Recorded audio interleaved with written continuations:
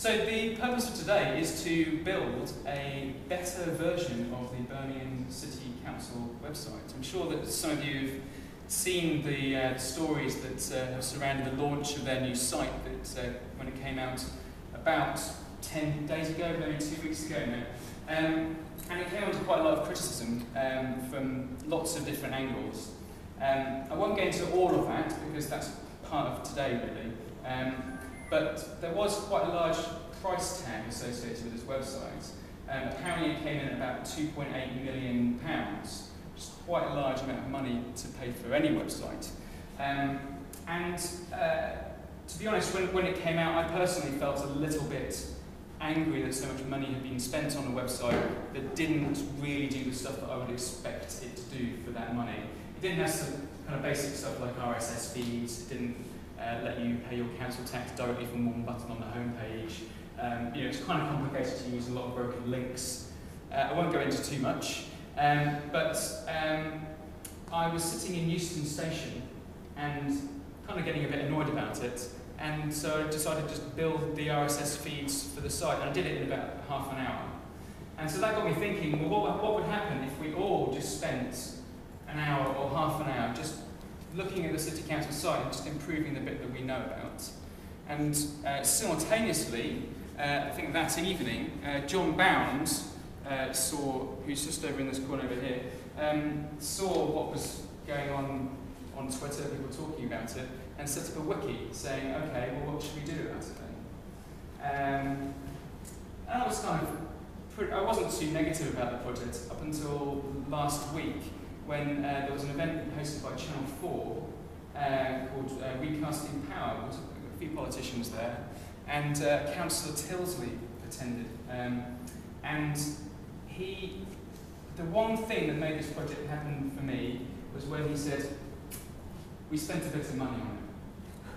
And to my mind, that's not really an appropriate response to an audience saying the services you're providing aren't good enough for us, and questioning the amount of money that are being spent. So that kind of made me a bit angry, and it also made me angry that they were justifying the cost and the expense of the project based on the number of pages that were moving from one site to another. So I woke up the next morning, and over breakfast, and kind of just before about 10:30 the next day, I successfully built a little website that ripped all of their content from their existing sites and put it into my own version of the website, just in the few hours over breakfast. And BCC DIY was born, which is a site that several of us have contributed to and built over the last 6 days. We started that morning, and it's a fully editable, community-generated version of the Birmingham City Council site.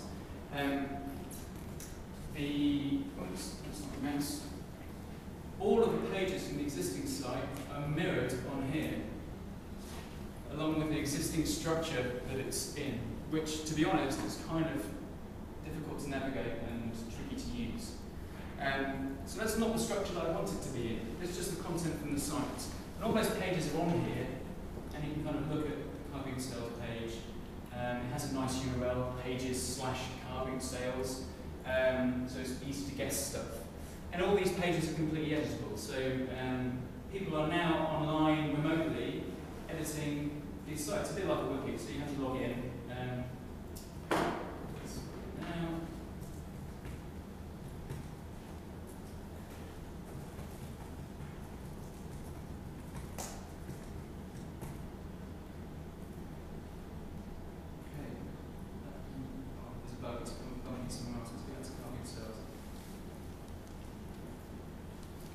So on every page you get an edit box, and just like any wiki website like Wikipedia or anyone else, I'm sure you're familiar with this stuff, you can just make a change on the page and edit it.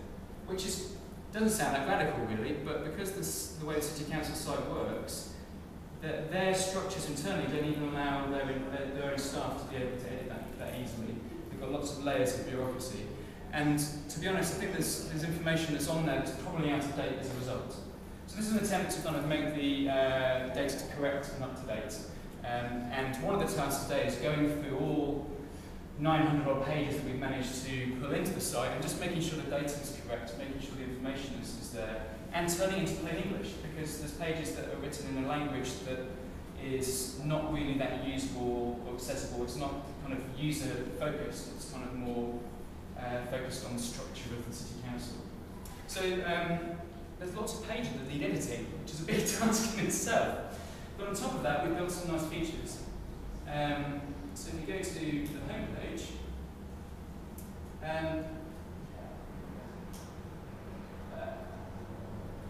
we've pulled in all the Twitter conversation over there, so it shows you all the recent edited pages. And down here, we're pulling in events and news. And these sound really basic things, but the site doesn't do that at the moment. So we're basically trying to make that home page an improvement on what it is. That needs designing. We need to decide what we want to do. If you're a user going to the City Council site and going, I want to know when the bins are, or I want to pay my council tax, that stuff needs to be easy from here. And to be honest, that doesn't look very easy to me at the moment. That's a bit of a mess. So there's a job in deciding all of that. And one of the things that quickly came up this morning in our planning session was that we wanted information based on a local area, not just based on the city. So if you type in your postcode, which is my postcode, B139YJ,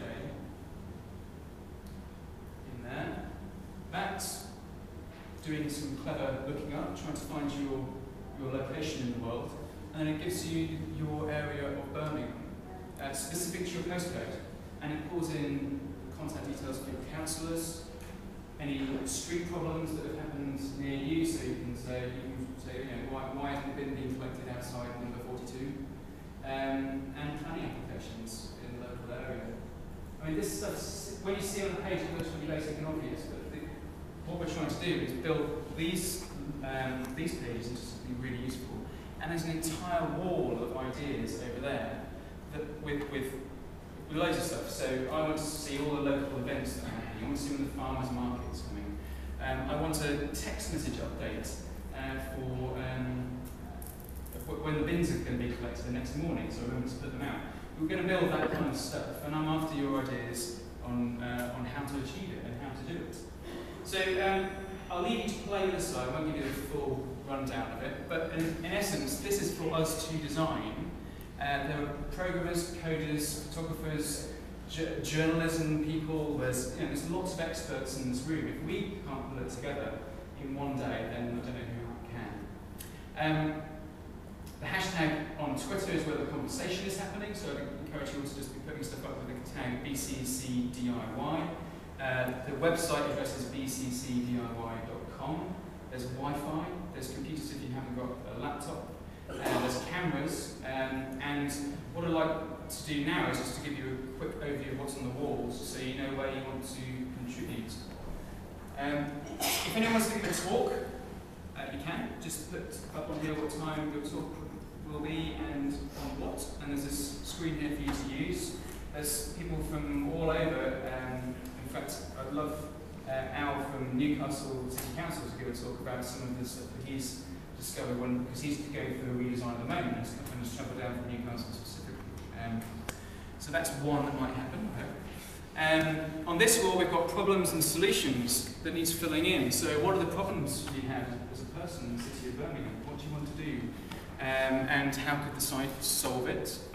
And then from that, what features would you want on the site? So on here we've got stuff like a planning application scraper, maps, how about a Mapimental mashup, loads of stuff on there. So just chuck features on there. If a feature isn't something that's any use or is just kind of out of the scope of what we're trying to achieve, then we put it in here. And that's stuff that would be nice, but not really what we're going to do today. And the Near Me wall is where all the ideas about what you might want to know about your local area can be. So that's news, events, crime data, how to report there's a rat on your street, democracy, getting in touch with your local people, contact details. That's a kind of wish list for what you want to achieve locally if you type in your postcode. And then there's an entire room through here that I'm expecting you just to kind of just do what you will with. Self-organise. There's nobody in charge. I'm a point of contact for coding. If you have an idea for a feature, we can do it quickly. We will do it today.